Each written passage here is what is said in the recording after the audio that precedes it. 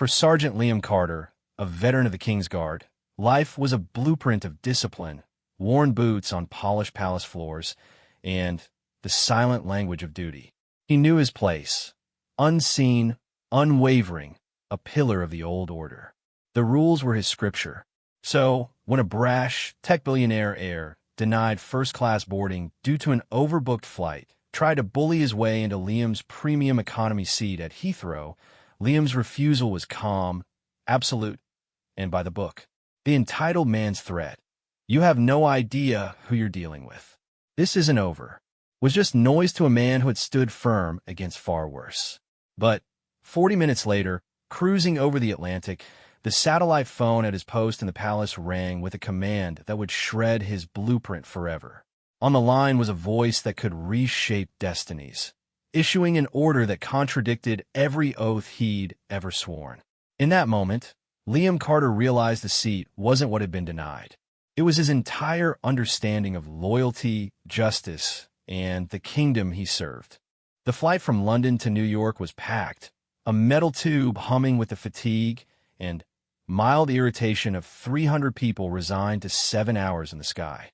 Sergeant Liam Carter, in a crisp but nondescript civilian shirt, sat perfectly straight in seat 12A, premium economy. The faint stiffness in his shoulder, an old souvenir from a training exercise, was the only visible hint of his other life. His boarding pass was a humble thing, bought with his own savings for a rare personal trip, a niece's wedding in Brooklyn. To his left, the window showed a boundless carpet of clouds. To his right, the aisle was a stream of passengers stowing bags, settling in. Liam's world was one of silent observance. He noted the efficient worry of the cabin crew, the way a man 3 rows up tapped his passport nervously against his thigh, the subtle shift in air pressure as the last of the overhead bins sighed shut.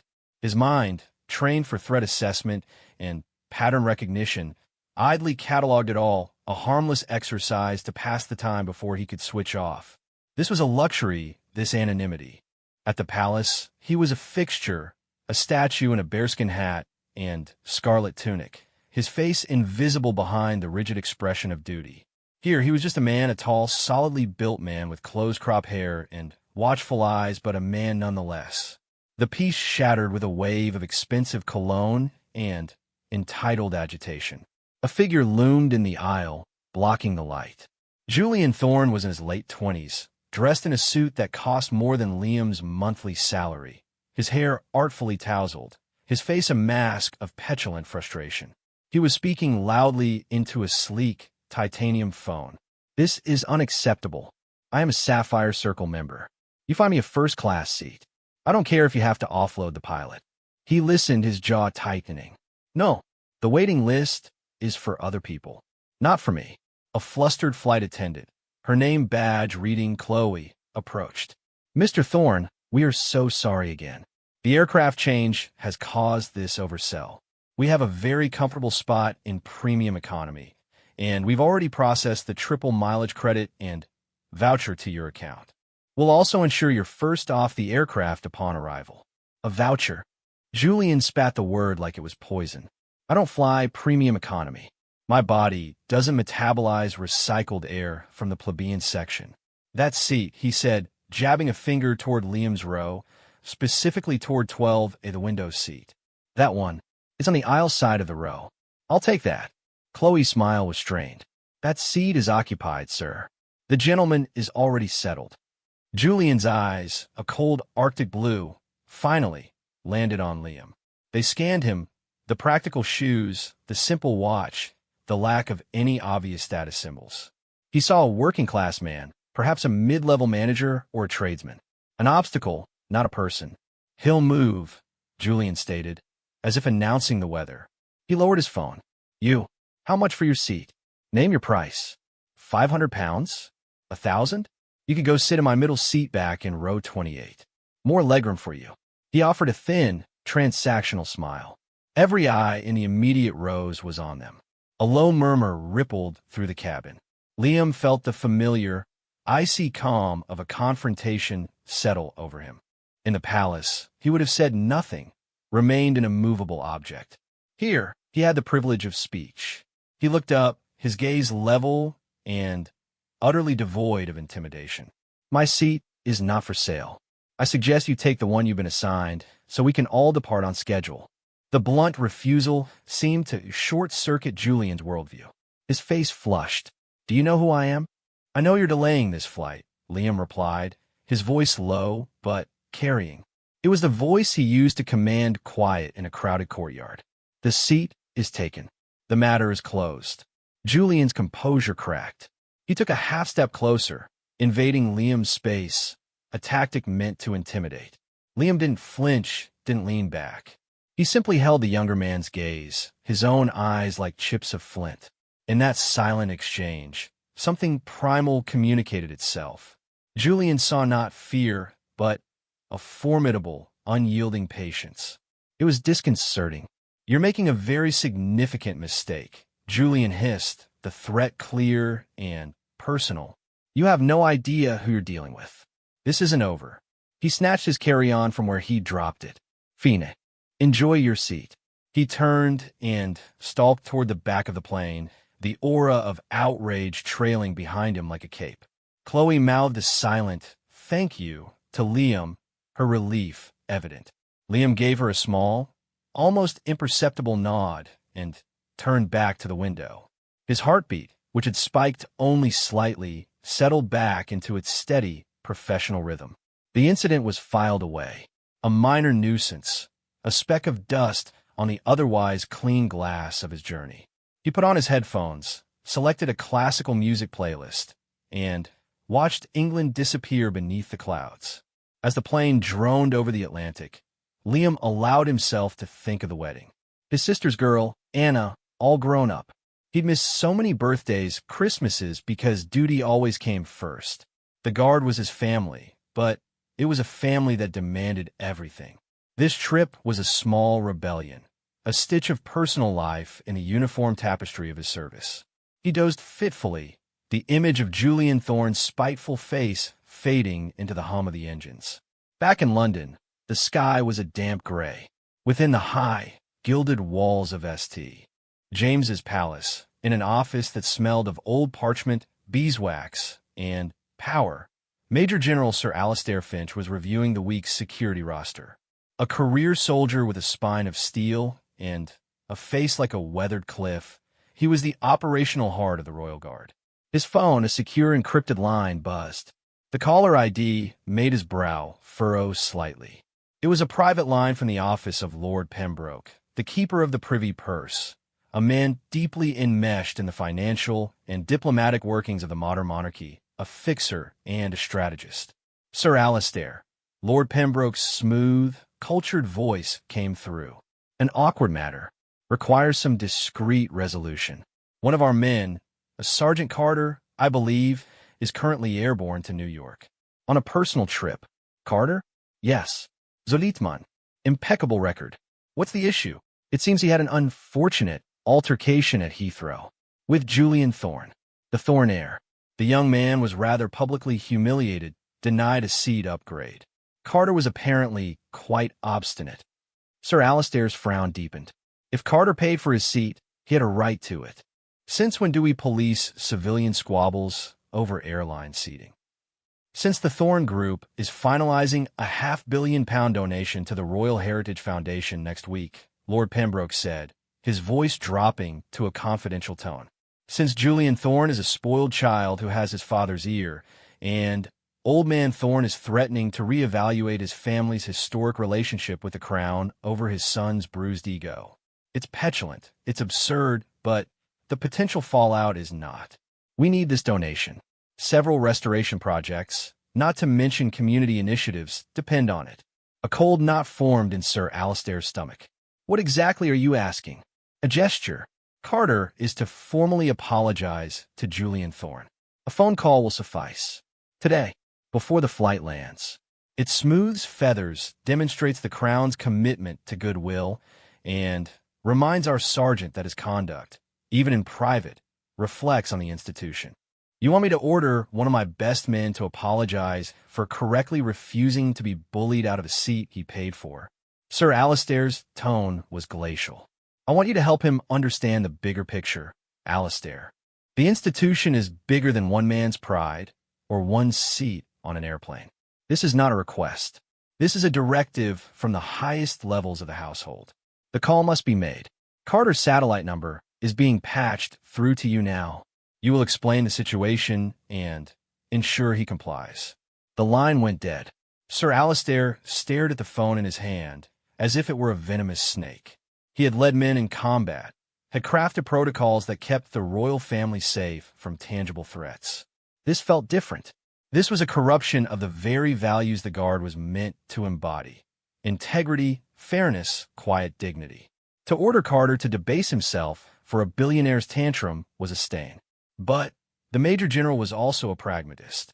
He understood the pressures, the unspoken economy of influence that kept the ancient machine running. With a soul heavy with disgust, he dialed the secure satellite connection that would reach Liam Carter 35,000 feet above the ocean. In the quiet cabin, the gentle ping of the seatbelt sign was the only sound. Liam was reading a novel, a rare indulgence, when the phone in his breast pocket vibrated with a specific, urgent pattern. It was his service-issue satellite phone, a device only for extreme emergencies. His blood ran cold. A security breach? An attack? His body tensed, instantly back on duty, his eyes scanning the cabin with new, professional intensity. He excused himself past his sleeping roommate and moved swiftly to the small vestibule by the galley, near the washrooms. "Sergeant Carter," he answered, his voice a low, secure murmur. "Carter, it's Sir Alistair." The Major General's voice was tinny over the satellite link, but unmistakable. "Sir, report." Liam's mind raced through scenarios. "Stand down, Sergeant. This is not a security alert.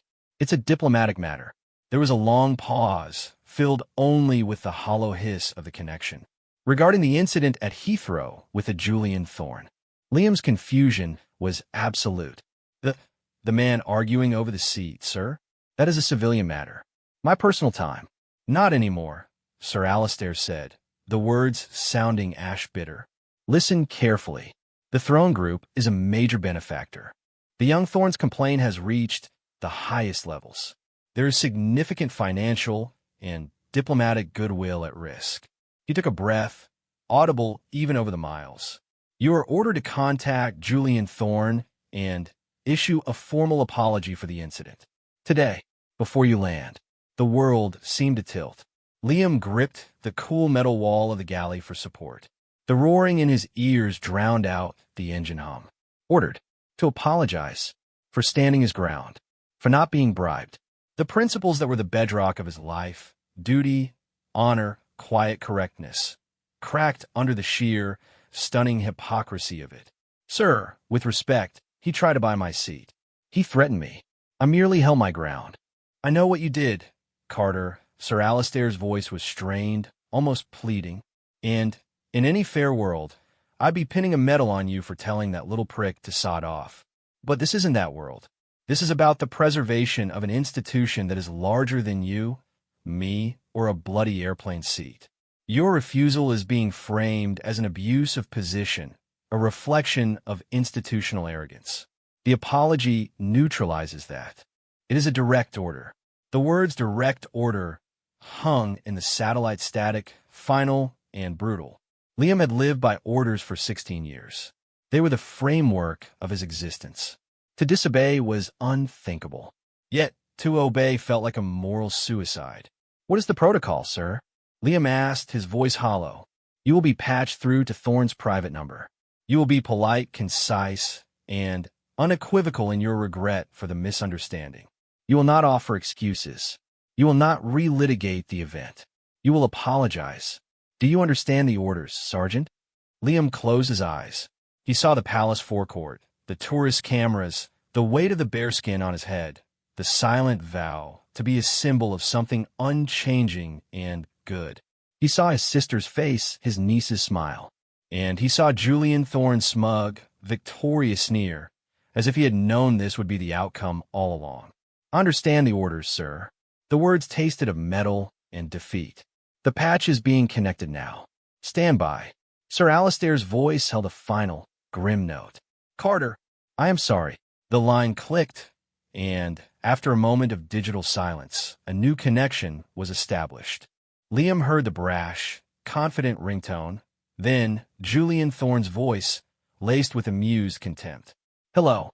Liam Carter, Sergeant of the King's Guard, drew himself up to his full height in the cramped airplane bathroom vestibule.